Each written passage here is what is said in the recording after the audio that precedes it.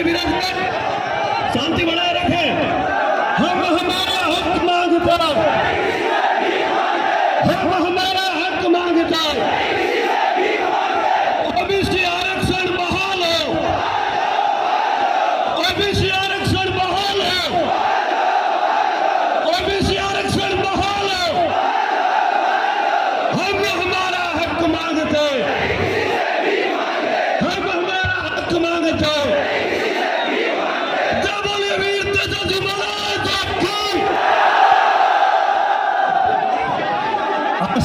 सभी आराम भाइयों से नरेंद्र कृपया थोड़े पीछे सरक ले, आराम से खड़े रहे, नीचे बैठ जाए, नीचे बैठे जहाँ जगह मिलेगी है। सभी से निवेदन, करवत निवेदन, हाथ जोड़ करके थोड़ा पीछे सरके आराम से बैठे। और हमारे संघर्ष समिति का जो दल है वो डेलीगेटेड जो हुए हैं, जो अपना ज्ञापन देने के लिए अंदर पधारेंगे। आप सभी से निवेदन, कृपया आप अपने जगह पर बैठ करके व्यवस्था में जो सहयोग प्रदान करवाए। बहुत अच्छा, बहुत बढ़िया है। आप सभी से आपके सभी से निवेदन, बैठिए।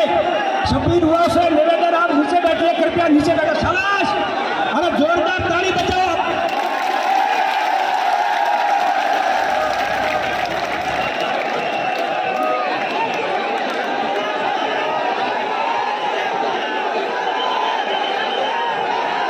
उमेद, ओ उमेद, उमेद बंद करो यार, यार।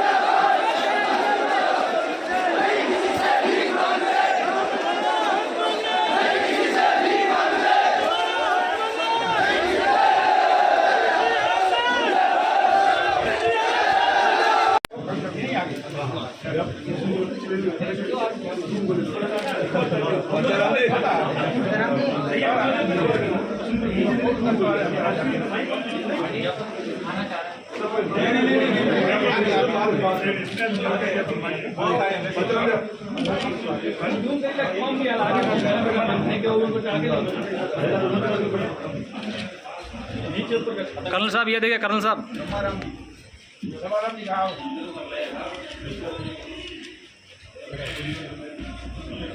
ओके ओके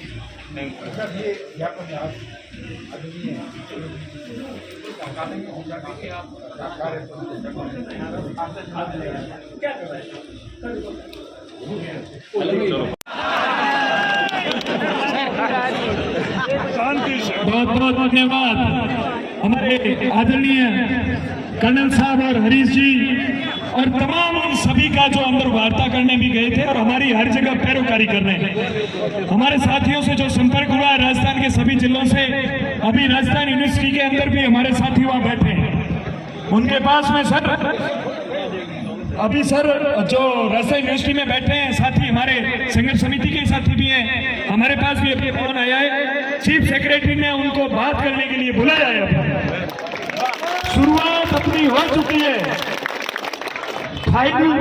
हरी जी के मार्फत उनके पास गई जब पिछले 20 भर्तियों के आंकड़े और आसपास के 15 राज्यों के जो नियम है भूतपूर्व सैनिक को लेकर, उनका सारा डाटा हमने फाइल बना कर दिया था। अब वो कोई बहाना नहीं बना सकते। तो अभी उनकी मीटिंग है, उसके अंदर में कई सेवानिवृत्त अधिकारी भी हैं। उस मीटिंग के अंदर हमने प्रतिनिधिमंडल में उनको भी जोड़ा है, वो साथी वहां जा रहे हैं। और जैसा ओबीसी की विसंगतियों के कारण ओबीसी वर्ग के छात्रों के साथ अन्याय हो रहा है। पिछले दिनों जो भर्ती की परीक्षा का परिणाम आया उसमें कई भर्ती के अंदर शून्य भर्ती। इस बैकग्राउंड के कारण हम लोगों की दो मुख्य मांग है। पहली, 2018 के अंदर भूतपूर्व सैनिकों के लिए जो हॉरिजॉन्टल रिजर्वेशन करा हुआ है वो व्यवस्था रहनी चाहिए। वो 2018 का सर्कुलर विड्रॉ है और महिला आरक्षण के तर्क के ऊपर हर वर्ग SC, ST, OBC, EWS में अनुपात के तौर पर 12.5% वो आरक्षण रहना चाहिए, जिससे भूतपूर्व सैनिकों का भी हक और अधिकार है और OBC वर्ग के छात्रों का भी हक और अधिकार है। दूसरी हम लोगों की मांग है कि रोस्टर सही किया जाए। 1997 के पहले जो भर्ती हुई उस वक्त कोई आरक्षण नहीं था, तो वो गैर आरक्षण श्रेणी में डाला जाए। तो बाकी बचा हुआ है 21% और SC, ST और EWS वो अनरिजर्व्ड कैटेगरी। हर कोई जो जानकार है उसको अच्छी तरह से पता है। तो अनरिजर्व्ड कैटेगरी के अंदर सुप्रीम कोर्ट का जो आदेश है सबरवाल जजमेंट जो हम कहते हैं, उसके बाद के अंदर जो मेरिट के अंदर आएगा और वो अगर अनरिजर्व्ड कैटेगरी के अंदर आ रहा है तो उसको उसके अंदर लिया जाए। तो दो तरह से हम लोगों के साथ अन्याय हो रहा है। एक तो सुप्रीम कोर्ट के आदेशों की पालना नहीं हो रही है और दूसरी जो गलत एक्स सर्विसमैन का राजस्थान के अंदर जो व्यवस्था कर रखी है, जो दूसरे प्रदेशों में नहीं है, उस तरह से हमारे यहाँ मिलनी चाहिए। आप सर 2 बार CM गहलोत से भी मिले, उसके बाद में भी आपने कर्मी विभाग से भी मुलाकात की। क्या लगता है कहाँ पेच फंस गया है जिसलिए सरकार इस जो आपने बताया कि जो प्रारूप है उसको वापस नहीं ले रही जो 2018 का? ये लंबी लड़ाई है, सिर्फ 2018 का परिपत्र और रोस्टर तक की लड़ाई नहीं। असली लड़ाई के अंदर हम लोग जब अपना लक्ष्य प्राप्त कर सकेंगे, जातिगत जनगणना हो और जातिगत जनगणना के बाद जातिगत अनुपात के अंदर आरक्षण मिले, वो अंतिम लड़ाई। तो अंतिम लड़ाई से पहले ये दो युद्ध हमें लड़ने हैं और वो अंतिम युद्ध रहेगा। ये लंबी लड़ाई 1-2 मुलाकातों से नहीं होगी। मेरा तो मैंने आज भी निवेदन किया नौजवानों की कि मेरे जिंदा रहते हुए ये अंतिम लड़ाई हम लोग कैसे जीते, इसका वादा अपने आप से करें। सर ऐसा लोगों का आरोप है कि आप जब मंत्री थे तब आपने इस मुद्दे को नहीं उठाया और उसके बाद आपको इस तरीके। सर कौन सी भर्ती के अंदर आपने बताया पुलिस भर्ती के अंदर जिक्र किया, क्या कुछ? मैं मंत्री था उस वक्त आरएस का रिजल्ट आया। हाँ, आप तमाम उनसे जुड़े हुए छात्रों से पूछ लो, अधिकारियों से पूछ लो, सरकार के अंदर कैबिनेट से पूछ लो, मुख्यमंत्री जी से पूछ लो, उस समय मैंने लड़ाई लड़ी या नहीं लड़ी। MP था उस वक्त, हेडमास्टर की भर्ती के अंदर और कांस्टेबल की भर्ती के अंदर इंटरव्यू नहीं होना चाहिए, इसकी लड़ाई लड़ी या नहीं लड़ी। मैं मंत्री रहूं या नहीं रहूं, MLA रहूं या नहीं रहूं, मैं रहूं या नहीं रहूं, व्यक्तिगत तौर के ऊपर तो यह हक संविधान ने हमें दिया है और ये हमको मिलना चाहिए और मिलेगा। सर 4 साल बाद क्यों, मतलब कौन सी भर्ती आई जिसके अंदर आपको लगा कि यार इसके साथ में तो बहुत बड़ा अन्याय हुआ, उस बात का आप अभी अपने भाषण में भी जिक्र करें? ये 4 साल बाद क्यों? 2 साल कोरोना के कारण किसी भी भर्ती का नतीजा नहीं। योगेश यादव जो खुद टॉपर था पुलिस भर्ती के अंदर 5000 पद और टॉपर होने के बावजूद भी उसको नौकरी नहीं। उसके साथ जो तमाम नौजवान आए उनसे मैंने यही सवाल किया। आज हम लोगों के सामने सबसे बड़ी चुनौती ये है कि OBC वर्ग के छात्रों को हम लोग ये बात कैसे उन तक पहुंचाएं, ये भी हम लोगों का संघर्ष है। सिर्फ सरकार से ये फैसले बदलाने का ही नहीं, हमारे वर्ग के अंदर भी ये जन जागृति को कैसे हम लोग करें, ये भी हम लोगों के सामने चुनौती। क्या लग रहा है सर, लोग समझ नहीं पा रहे, नेता या विधायक या मंत्री इस बात को लेकर जो पेच है उसको समझाने में भी दिक्कत आ रही? नहीं, हम लोग समझाने में लगे हुए हैं, समझेंगे। लोकतंत्र के अंदर कोई बहुमत को नजरअंदाज कर सकता है? साफ उसका उत्तर नहीं। अगला कदम क्या है? ये अगला कदम इसे प्राप्त करेंगे, मंच द्वारा बोला गया ना, ये तो प्राप्त करेंगे ही। और EVM की जो मशीन के अंदर दबाने से पहले प्राप्त करेंगे। ठीक है, थैंक यू वेरी मच। मेरी मंशा है वो दुरक, मेरी क्या लाइन ऑफ एक्शन है वो मैंने वहाँ भाषण में बता दिया, पोस्ट लोगों ने रिपोर्ट की, वो तो बता दें। इसके सिवाय जो अभी हरीश जी पूरे मंत्री विधायक गायत्री ने जो कहा, मैं उसको जो मांगे उनकी है कि रोस्टर है चाहे जिसकी 2018 का जो अप्रैल का जो नियम खुलाए हैं से ओबीसी के युवाओं को से घात हुआ है, बहुत भयंकर घात हुआ। जैसे अभी ने उदाहरण दिया, प्रॉपर एसेट पोजीशन आई 5,000 में, उसको नहीं मिला है।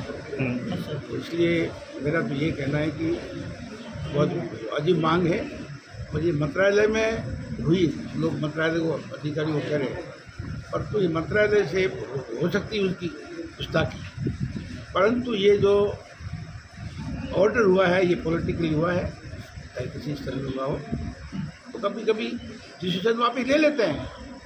अब नरेंद्र मोदी जी ने पार्लियामेंट में एक्ट बनाया एग्रीकल्चर का, ध्यान है नहीं आपको? हाँ हाँ, तो वो तो लोकसभा में पास हुआ वो अगर वापिस आ सकता है, ये तो नीचे एक सर्कुलर है, छोटा सा सर्कुलर है, हाँ एडमिनिस्ट्रेटिव है, ये कोई बड़ी बात नहीं है। मुख्यमंत्री को क्या संदेश है आपका सर? संदेश क्या है जो आपने मेरा दिया? संदेश मैंने दे दिया ना, कह दिया ना। थोड़ा सा यहाँ दे दी, थोड़ा सा। मुख्यमंत्री के साथ में 2.5 साल MP रहा, 5 साल MLA रहा इस पार्टी से, तो मैं अच्छे दोस्त हैं, और कुछ मुद्दे ऐसे आए, मैं डिफरेंस था वहाँ पाए, मैं बोलता था, हर एक बोलता, हर पार्टी में जरूरी नहीं कि हर एक लाइन लो आप। तो मुख्यमंत्री जी जो आज है, और जिस तरह से पूरे जिलों में मांग उठी है ना, चुनाव 1 साल के बाद में है, और OBC 60-65% है राजस्थान के। अच्छा, समझ लो, आप समझ लो। ठीक। तो मेरे ख्याल वो करेंगे, नहीं करेंगे तो संघर्ष, महात्मा गांधी जी ने कहा है ना, हम जयपुर चलेंगे, जल्दी जयपुर कूद पड़ो। युवाओं में जोश कैसा था? और बहुत जबरदस्त दोस्त था, मेरे को भी जोश आ गया, मैं भी वापस युवा देखा, मैं किसी ने घूम रहा था, दौड़ रहा था। तो इसलिए उम्मीद है कि इसमें, क्योंकि गलत है और सही होगा, गलत सा बात है। ठीक है सर।